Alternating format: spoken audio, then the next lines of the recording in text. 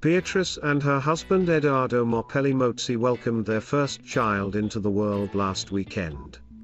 The baby girl weighed 6 pounds 2 ounces and was born at the Chelsea and Westminster Hospital. After Buckingham Palace confirmed the birth earlier this week, Beatrice herself tweeted, "So delighted to share the news of the safe arrival of our daughter on Saturday, September 18, 2021, at 23.42, at the Chelsea and Westminster Hospital, London. Thank you to the midwife team and everyone at the hospital for their wonderful care." She joins her sister, Princess Eugenie, in motherhood, who gave birth to her first child, August, earlier this year. The sisters are known to be extremely close, having grown up under the royal spotlight. This was made all the more intense when their parents, Prince Andrew and Sarah Ferguson, went through a very public divorce in 1996, with their exploits laid bare. It forced Beatrice and Eugenie to strike a close bond, the two having since talked at length about their personal hardships growing up. Beatrice has been particularly candid, opening up about her dyslexia, and the complications that came with it while in school. Her comments could be seen as a roadmap to guide her child as she grows up as part of the royal family. She said, "I think if I were able to, I would say do not be defined by those moments that happen to you in that exam or classroom because they are lifelong learnings. They are lessons that you carry with you and they build you up to be who you are." She also opened up about how dyslexia affected her learning early on. Beatrice said, "The reason why I am so passionate about dyslexia is because being a dyslexic person myself, I feel like I really understand that we have a responsibility to change the narrative around what we are delivering to young people in the classroom. I was very lucky, I got to go to a school that was very nurturing, and very supportive. But, I would describe the actual day-to-day learning side of things very challenging. I remember we had different colored books to describe where your reading levels had got to and I was always on the white books. Don't miss my best friends were always on the yellow books or the green books, they were so far ahead. I think at that stage, those moments of doubt just pop into your head. I'm not good enough, I'm not smart enough, why am I not like the others? I think when you TM-re in the classroom those moments are very defining. Beatrice and Eugenie's children will likely grow up further away from the firm's innermost circle given that the two have sought to carve out their own personal lives away from the monarchy, both earning an income from regular jobs. The Telegraph's Camilla Tominey last year suggested that as they build families of their own, Prince Andrew's dream of them becoming full-time working royals was now in tatters. A source told Ms. Tominey that all the sisters have ever wanted was to live their own lives. They said, although Andrew was always pushing for them to have more royal responsibilities, all Bea and Hugh have ever really wanted is to live their own lives, while supporting the Queen when the need arises.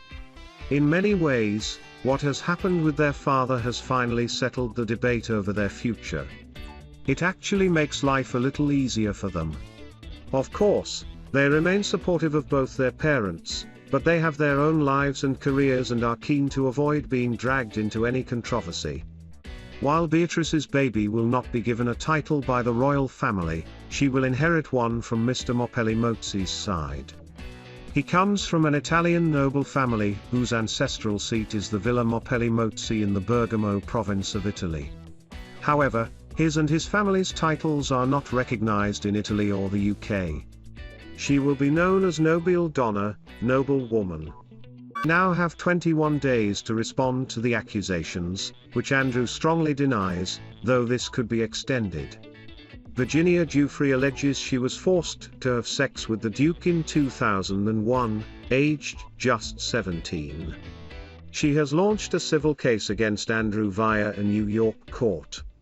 To initiate this process, her legal team are required to serve Prince Andrew with legal papers. Last week these were left with a police officer outside the Duke TMS Windsor residence, but his legal representatives argued these had not been properly served. They have since been sent to Andrew Brettler, the Prince TMS US lawyer, in Los Angeles. David Boies, Ms. Giuffre TMS attorney, claimed Andrew TMS team accept they have now been served with the papers. Speaking to the Daily Mail he said, Andrew's counsel have agreed that service has been made. Theoretically the clock is now ticking. However, it would be normal for them to ask for, and for us to agree to, a reasonable extension of time to respond to the complaint. Mr. Boyes had previously hit out at Andrew TMS delaying tactics, accusing him of playing a game of hide and seek behind palace walls. Lewis Kaplan, the judge in the case, urged the Prince TMS US legal team to cut out all the technicalities and get to the substance. Sources close to Andrew TMS legal team indicated they are likely to seek an extension beyond 21 days to respond to the initial allegations. They added the Prince plans to come out fighting and respond to Ms. Giuffre TMS allegations point by point, claim by claim. A preliminary hearing for the case is scheduled to take place on October 13 in Manhattan. Don't miss. According to the Daily Mirror, Prince Andrew is holding crisis talks with his legal team. A source told the newspaper, the plan, if you can call it a plan, has been shambolic from the start. Now at TMS all come to a head. He is extremely worried and the crisis talks are so he can get off the back foot. He knows he TMS in a full-on crisis.